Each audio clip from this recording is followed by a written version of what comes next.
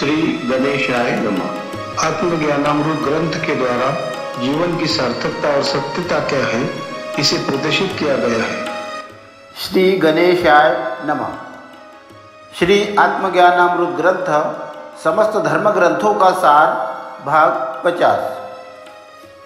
दूसरों के दुख दर्द को तू मरहम बनकर दूर कर, अपना उद्धार चाहता है तो दूसरों का भला कर। प्रभु की असीम कृपा बरस रही है सदा तुझ पर, इस कीमत को चुकाने का तू हर संभव प्रयास कर। श्लोकार्थ।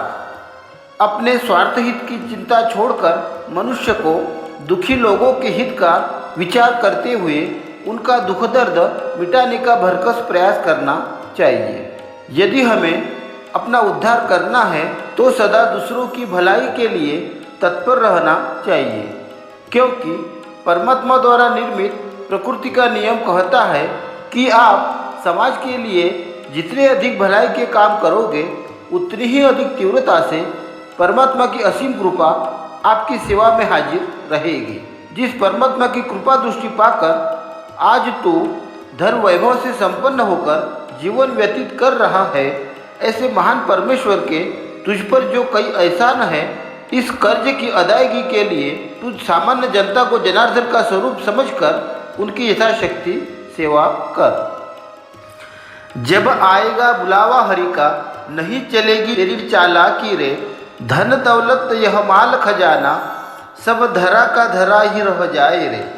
तन से रूह जब निकल जाएगी, शेष माटी ही रह जाए रे।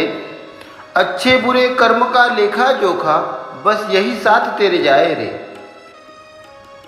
श्लोकार्थ। इंसान का शरीर कमजोर होकर मृत्यु का समय जब निकट आता है, तब इंसान चाहे कि इस संसार में मुझे कुछ समय और जीने की इच्छा है, परंतु उसके लाभ चाहने पर भी यहाँ कोई चतुराई नहीं चलती। धन संपत्ति मालमत्ता छोड़कर उसे यहाँ से खाली हाथ ही जाना पड़ता है। इस शरीर से प्राण ऊर्जा निकल जाने के बाद शरीर का महत्व समाप्त हो जाता है। यह शरीर मिट्टी में मिलकर मिट्टी बन जाता है। हमारे द्वारा इस संसार में जो अच्छे तथा बुरे कर्म घटित हुए हैं, इन्हीं कर्मों का हिसाब हमारे साथ जाता है। इसलिए संत पुरुष कहते हैं कि हे मानव, तू इस पंचतत्व के देह का अभिमान त्याग करके कुछ अच्छे कर्म कर, क्योंकि तेरी मृत्यु होने के पश्चात तेरे द्वारा किए गए शुभ कर्म का साठा ही पुण्य बनकर तुझे परमात्मा की नज़रों में ऊंचा स्थान प्राप्त करने में तेरी मदद करेगा। भौतिक पदार्थ में आसक्त होकर अपने मतलब की बात ना कर, सुख की आशा में पाप कर्म करके मन को कभी ना मलिन कर। जगा ले अपने अंतर मन को, कर निष्काम भक्ति तू प्रेमी बनकर। संसार का सारा भय मिट जाए, इस दिशा में हमेशा सत्कर्म कर। श्लोकार्थ। मनुष्य को अपने जीवन में सांसारिक वस्तुओं की आसक्ति का त्याग करके जीवन यापन करना चाहिए, क्योंकि आसक्ति दुख का मूल कारण है। जो लोग अपनी स्वार्थ सिद्धि की भावना को साकार रूप देने के लिए तथा सुख प्राप्ति की इच्छा को पूर्ण करने के लिए पाप कर्मों का सहारा लेते हैं, वह अधोगति को प्राप्त होते हैं। इसलिए संत पुरुष हमें समझाते हुए कहते हैं कि हे मनुष्य, तू अपने मन को संसार की मलिनता से दूर रख। अपने अंतरात्मा को जगाकर इस संसार में रहकर मन में किसी भी प्रकार की आशा आकांक्षा न रखते हुए निष्काम भाव से भक्ति कर। ऐसा करने से तेरे मन का हर तरह का डर समाप्त होकर तू सदा के लिए आनंदित हो जाएगा। अपना मन भारी क्यों करता, तू यहाँ नहीं अकेला रे।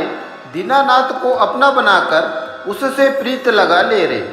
बाहर बाहर कुछ भी नहीं है, भीतर डुबकी लगा ले रे।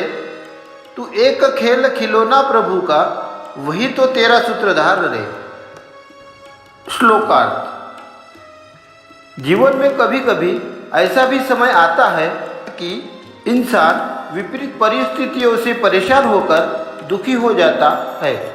ऐसे लोगों को संत पुरुष समझाते हुए कहते हैं कि हे मनुष्य, जीवन में आने वाले कष्टों को पाकर तू अपने मन को दुखी मत कर। तू यहाँ पर अपने आप को अकेला मत समझ। तेरा परमात्मा सदा से तेरे साथ है। संसार की माया में उलझकर तू इस नश्वर शरीर को ही सत्य समझने की भूल कर बैठा है। आज तक तू इस संसार में बहुत भटक लिया है, फिर भी तुझे कुछ भी हासिल नहीं हुआ है। इसलिए संत पुरुष यहाँ पर कहते हैं कि तू अपने अंदर में झांक कर अंतरात्मा के स्वर को पहचान ले और परमपिता परमात्मा को अपने भीतर ही खोजने का अर्थात प्रकट करने का प्रयास कर। जिसने तुझे दिल से पुकारा उसको तूने दिया बढ़ के सहारा। जो भी तेरे दर पे आया उसकी नाव को तूने दिया किनारा। तू आँखों से दूर रहकर भी सदा तूने मुझको भीतर से पुकारा। निराकार परब्रह्म परमेश्वर मेरे चंचल मन को तुम्ही सवारा। श्लोकार्थ। भक्ति साधना करता हुआ भक्त जब परमात्मा की असीम कृपा का स्वयं के भीतर अनुभव करता है तब वह भाव विवल होकर परमात्मा से कहता है कि हे प्रभु, आप बड़े ही दयालु हो। जिस किसी व्यक्ति ने आपको श्रद्धा भाव से आवाज़ देकर पुकारा है उसकी हर परेशानी को दूर करके आपने उसकी हर प्रतिकूल परिस्थितियों में सहायता की है। हे प्रभु, जो भी व्यक्ति संसार के कष्टों से मुक्ति की चाह रखते हुए इस भवसागर से पार होने के लिए आपके चरणों का सहारा लेते हैं, उनकी जीवन रूपी नौका को आप पार कर देते हो। हे परम पिता, आपको हम अपनी आँखों के द्वारा देखने में सक्षम नहीं है।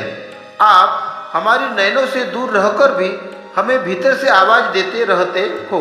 हे निराकार परब्रह्म परमात्मा, आपने मेरे चंचल मन को स्थिर करके अपनी छत्र छाया में रखकर मेरे जीवन को धन्य कर दिया है। परमात्मा की सृजन अवस्था का अनुभव प्राप्त करने के लिए आप सभी महानुभावों से विनम्र निवेदन है कि इस वीडियो को अधिक से अधिक लाइक और शेयर करें। धन्यवाद।